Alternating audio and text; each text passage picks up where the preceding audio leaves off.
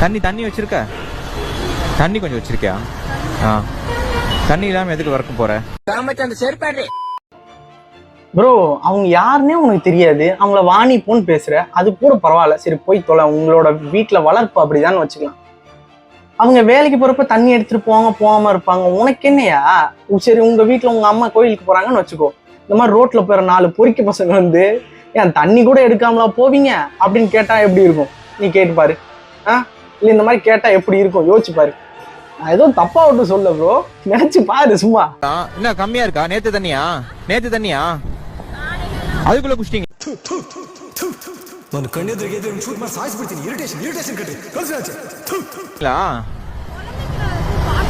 குழந்தைக்கா bro இங்க ஒரு comedy பண்ணிருக்கீங்க, நல்லாவே தெரியுது, சரியான காமெடியா இருக்குது. இந்த மாதிரி இது என்ன நல்ல தண்ணியா இல்ல கெட்டு போச்சா அதெல்லாம் கேட்டிருக்கீங்க, அதெல்லாம் சூப்பரா இருக்கு. அதுக்கப்புறம் குழந்தை வந்தாலும் லைட்டா சென்டிமெண்ட் எல்லாம் போட்டிருக்கீங்க, ஏன்னா இதுக்கப்புறம் அடிப்பாங்க அப்படின்னு சொல்லிட்டு. மறுபடியும் இது என்ன நேத்து வச்ச தண்ணியா, அது குடிச்சுதா அப்படிலாம் கேட்டுட்டு இருக்கீங்க.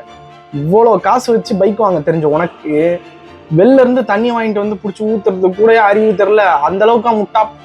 எந்த college? Okay okay, you look nice.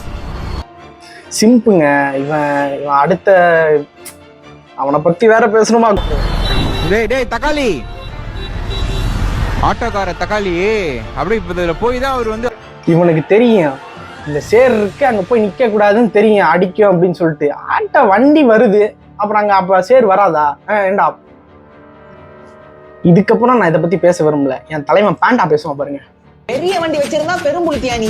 உன் வண்டி அவ்வளவு புனிதமானதுன்னா அது மேல ஏன் உன் குண்டிய வைக்கத? தலையை வச்சு தலையெல்லாம் உட்காந்து ஓட்டிட்டு போக வேண்டியதானே? உங்க அப்பா இவ்வளவு பெரிய வண்டி வாங்கி கொடுத்துருக்கானே, வெளியே 4 பேர்கிட்ட எப்படி பேசணும்னு சொல்லி தரலையா அந்த நாதாதி? கட்டின பொண்டாட்டிய கூப்பிடுற மாதிரி கூப்பிடுறேன், கேட்டா இது திருநெல்வேலி ஸ்லாங்னு ஜஸ்டிபிகேஷன் கொடுக்குத. ஸ்லாங் வேத, வார்த்தை வேத. சரி உங்க ஸ்லாங் தானே, உங்க அம்மா கிட்ட வந்து நீ பேசுன மாதிரி அச்சு பேசுறாம அப்படியே பேசுறேன், ஓகேவா?